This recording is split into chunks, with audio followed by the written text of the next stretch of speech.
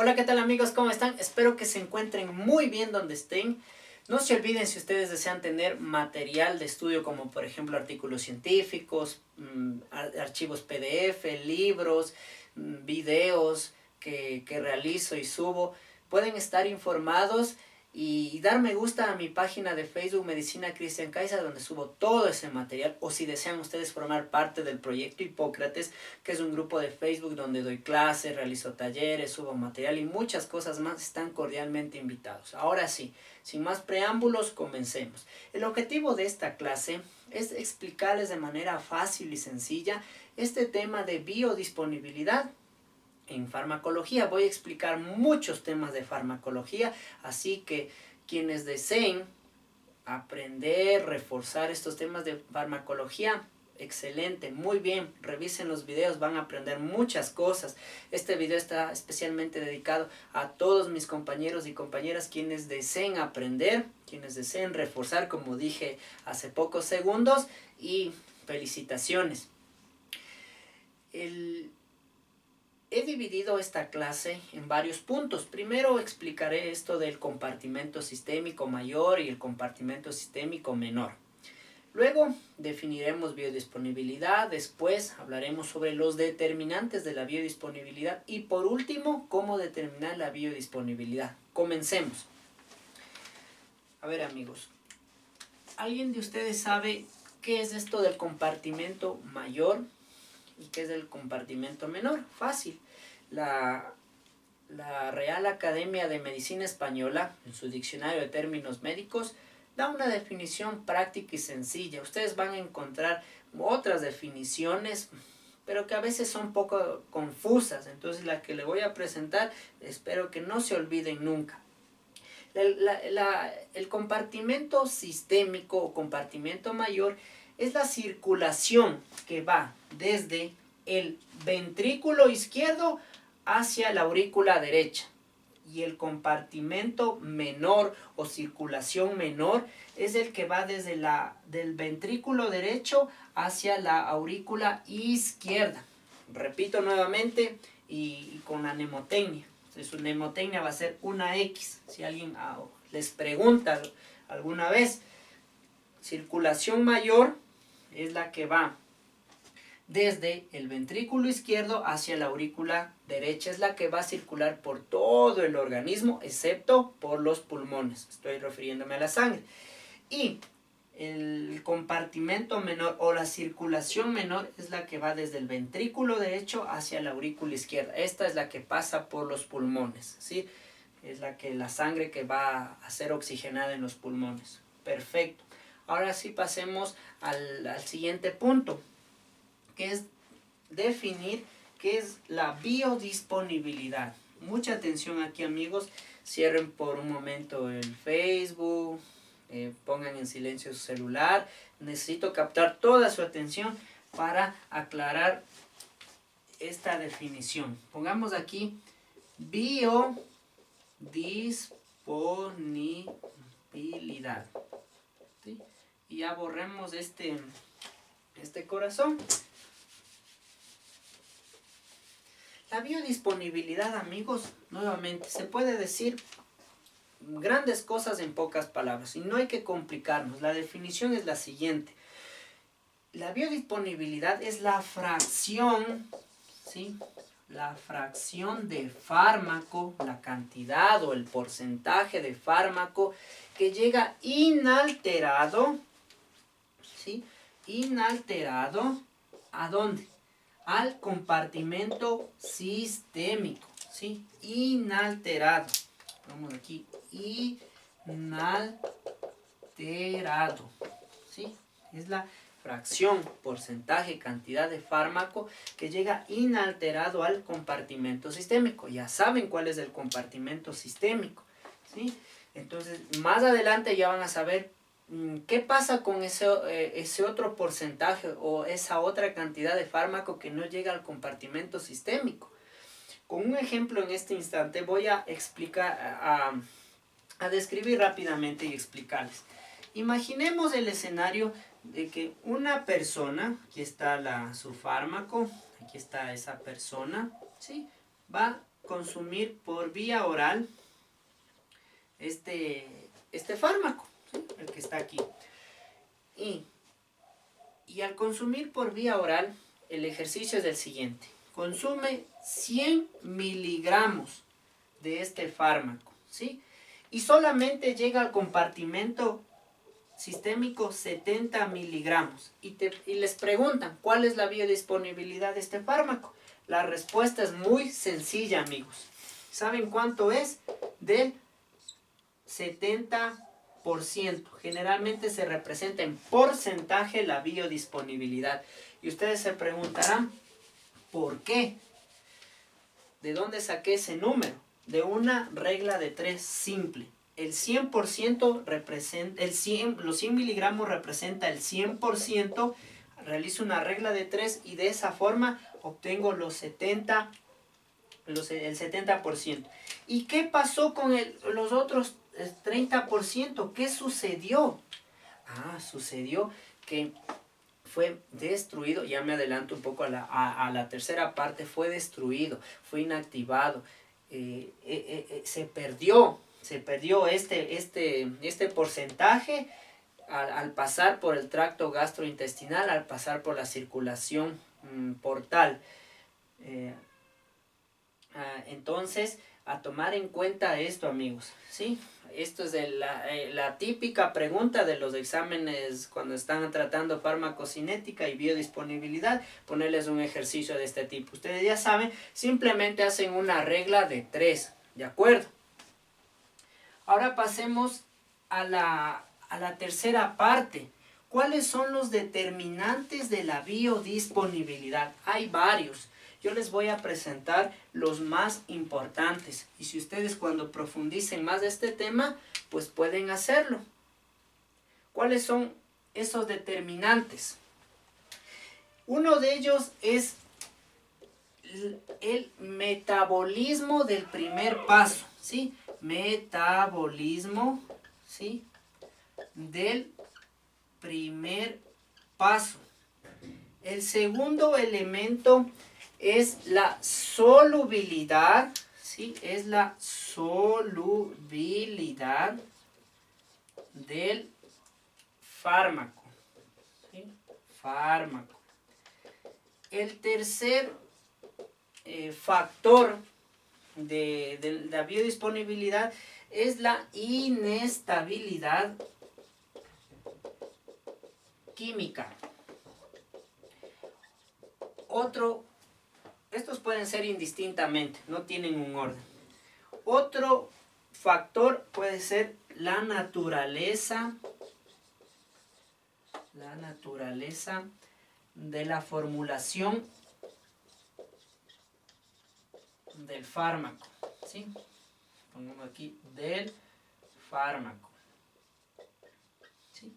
Hay más, pero yo les presento los más importantes. Comencemos con el primero, metabolismo del primer paso. Cualquier fármaco que sea administrado por vía oral, ¿sí? Siempre va a tener un metabolismo del primer paso.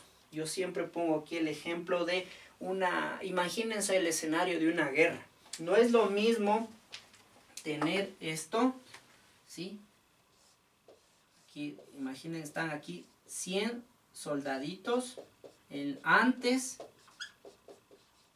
¿sí? Que después, este ya no sirve, que después de la guerra. Antes y pongamos aquí después, ¿sí?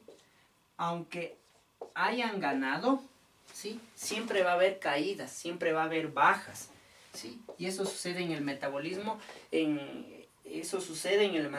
del primer paso si se administra un medicamento por vía oral, ¿sí? ¿Dónde se van a perder eso?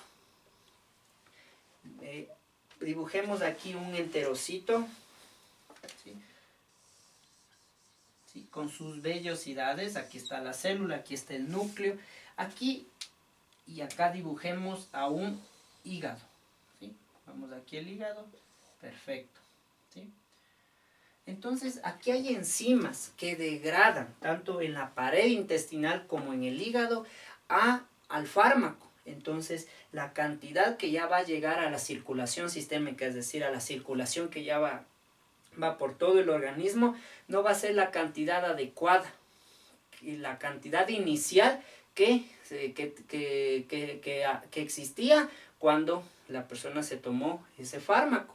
Entonces, eso también ya el metabolismo del primer paso, y también es muy importante porque afecta la eficacia de muchos fármacos. Entonces, se necesita mayor cantidad para tener una eficacia adecuada. Entonces, la eficacia lo voy a explicar con términos farmacológicos en otra clase. Entonces, pueden revisar ese video. Siempre debemos apegarnos a los conceptos en cada rama, ¿sí? Entonces, en el metabolismo del primer paso, eso es lo que sucede, amigos. Y también voy a explicar con un ejemplo.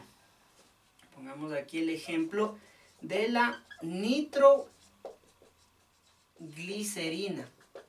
La nitroglicerina es un fármaco que suele administrarse cuando se trata de infartos agudos de miocardio, aparte del opioide, del oxígeno si lo requiere, del ácido acetilsalicílico. La nitroglicerina, si se administrara por vía oral, sería degradado en el tracto gastrointestinal, ya sea en la luz o en el hígado.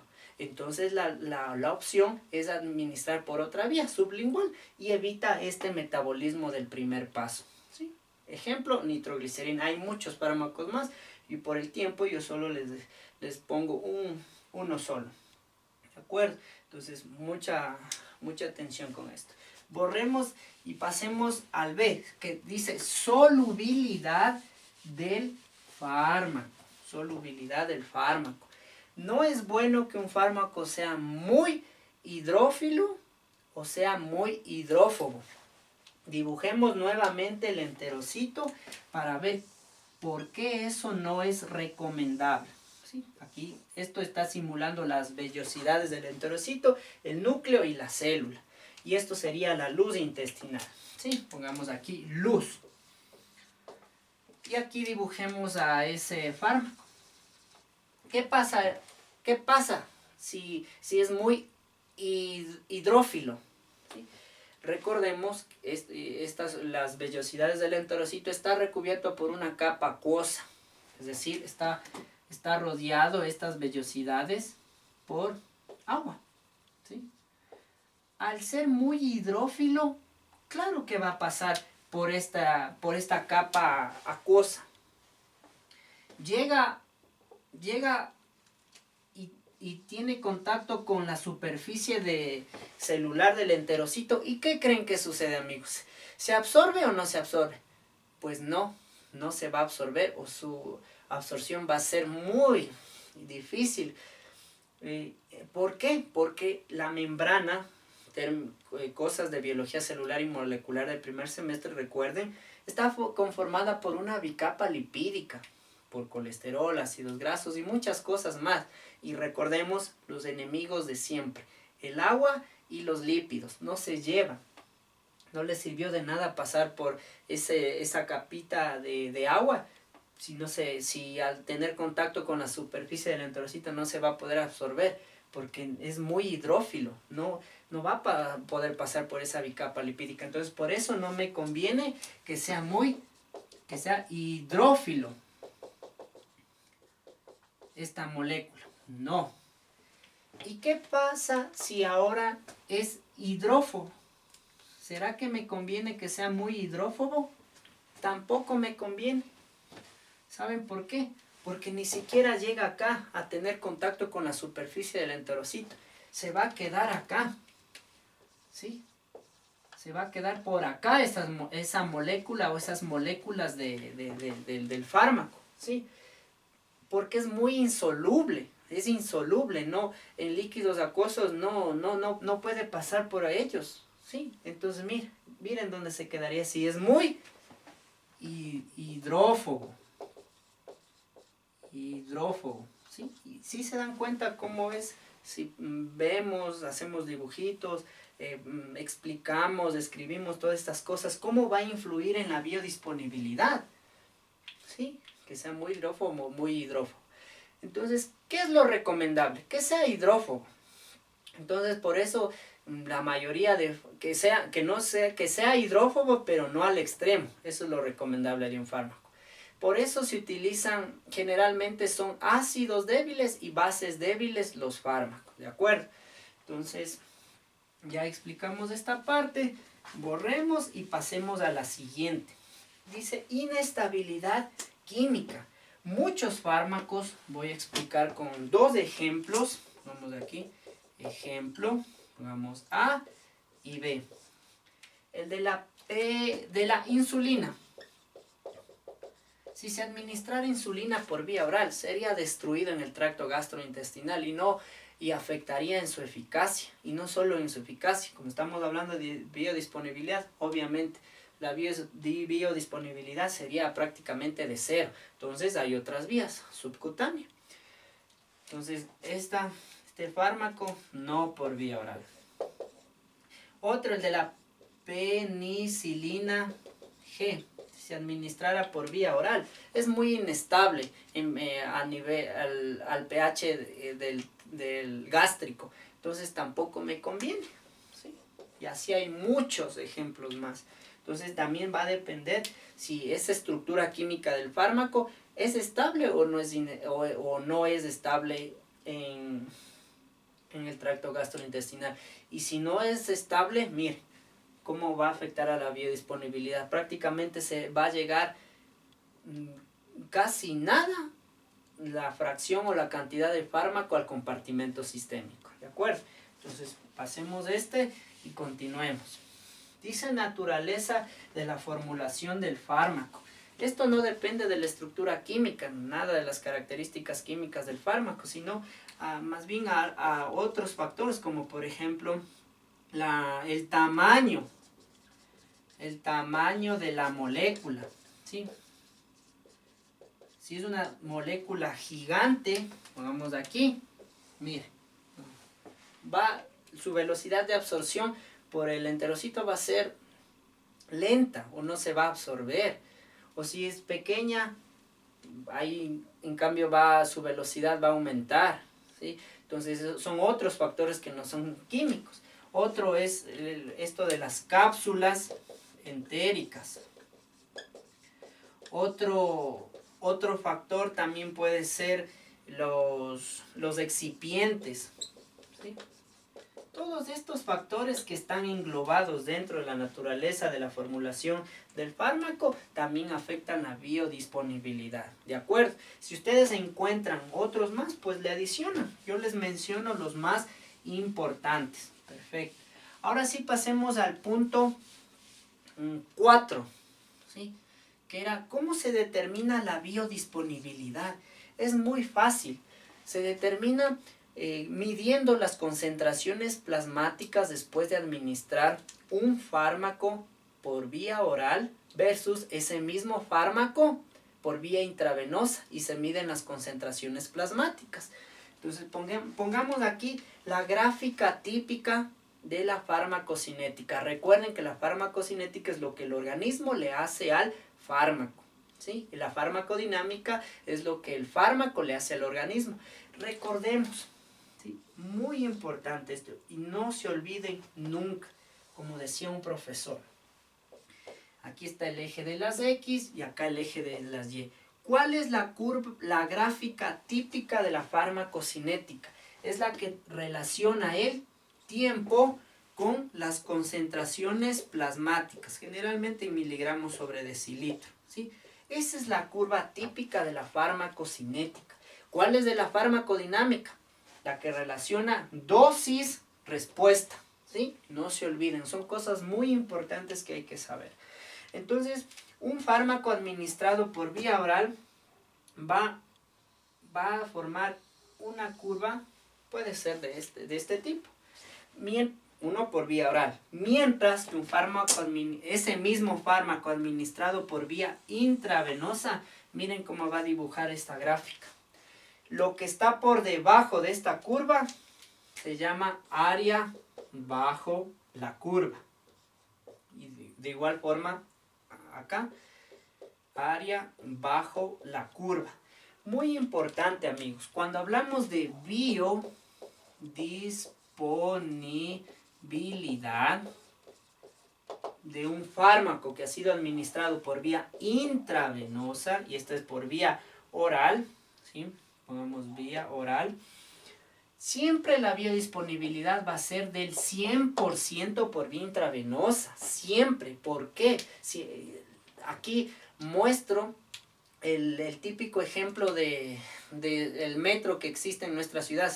Están recién construyendo en mi ciudad. Si tú coges, no es lo mismo coger el metro, es decir, el que va por debajo, el subterráneo, que coger un bus para trasladarme yo de un punto A un punto B. Y aquí está el punto B, cogiendo un metro, y acá a un punto B cogiendo un bus, así es como lo llamamos en mi ciudad. Yo en metro, ejemplo, digamos, me demoro 30 minutos. Si cojo un bus me demoraré 1 hora y media aproximadamente. Porque en el metro directamente solo va parada por parada y llega al destino rápidamente. Pero si cojo bus, hay el tráfico, a veces hay accidentes, están construyendo, los semáforos, me demoro más tiempo. Y en el metro yo no tengo obstáculo alguno, mientras que si cojo bus afuera, en la calle, encuentro obstáculos de todo y me demoro. Y esto extrapolando en esto que les intento explicar de una manera sencilla, sucede lo mismo. Si se trata si se administra un fármaco por vía intravenosa, directamente llega hacia la sangre, sin obstáculo de pared intestinal, del hígado, donde puede ser metabolizado, y otros obstáculos más, enzimas. No hay obstáculo, pero si se administra por vía oral va a encontrar muchos obstáculos: la pared intestinal, las enzimas de la pared intestinal, el tamaño y el hígado con sus enzimas, y ese fármaco puede ser inactivado, destruido, metabolizado. Mira, entonces por eso se grafica de esta forma. Esto está representado. ¿Y cuál es esa fórmula que relaciona? Sí, es la que se utiliza también para determinar las dosis de fármacos que no son administrados por vía intravenosa. Entonces, y también se utilizan en estudios que se hacen. Entonces, pongamos solo las iniciales, biodis es igual a área bajo la curva de ese fármaco que ha sido administrado por vía oral, dividido sobre área bajo la curva de ese fármaco administrado por vía intravenosa. Y todo eso divido para 100, ¿sí? El resultado de esa división. Y esta es la fórmula que tampoco se deben olvidar. Esto es como se relaciona para determinar la biodisponibilidad de un fármaco. Estamos aquí hablando de las curvas y acá esa recta de un mismo fármaco, ¿sí? Determinar la biodisponibilidad. No se olviden. Sí, aquí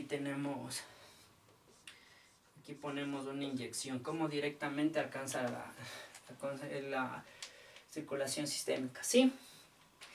Pero ¿qué es eso del área bajo la curva? Tampoco hay que olvidarse eso. La área bajo la curva, y voy a escribir aquí esta parte. El área bajo la curva refleja, ¿sí? Refleja el grado, ¿sí? Pongo en letras grandes, el grado de absorción. Esto tampoco hay que olvidarse. Eso es lo que está reflejando el área bajo la curva. La absorción de este fármaco administrado por vía oral y la absorción de ese fármaco administrado por vía intravenosa. Obviamente, mirando el dibujito, ¿en cuál de las dos es mayor el grado de absorción? Obviamente en la intravenosa, ¿sí? Mira, entonces eso tampoco no se deben olvidar, el área bajo la curva que siempre se menciona.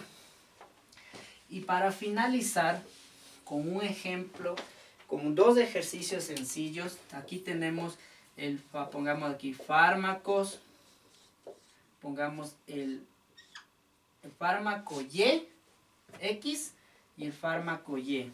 Y aquí con unas curvas pequeñas, las gráficas que representan las típicas de la farmacocinética. Y la pregunta es la siguiente. ¿Dónde hay mayor grado de absorción? ¿En qué fármaco tiene mayor grado de absorción? ¿El fármaco X o el fármaco Y? Obviamente es el fármaco Y. Tiene una mayor área bajo la curva. ¿De acuerdo? Entonces, a tomar en cuenta. Y es de esa forma como se determina el área bajo la curva. Eso es todo. Muchas gracias. Espero que hayan aprendido algo.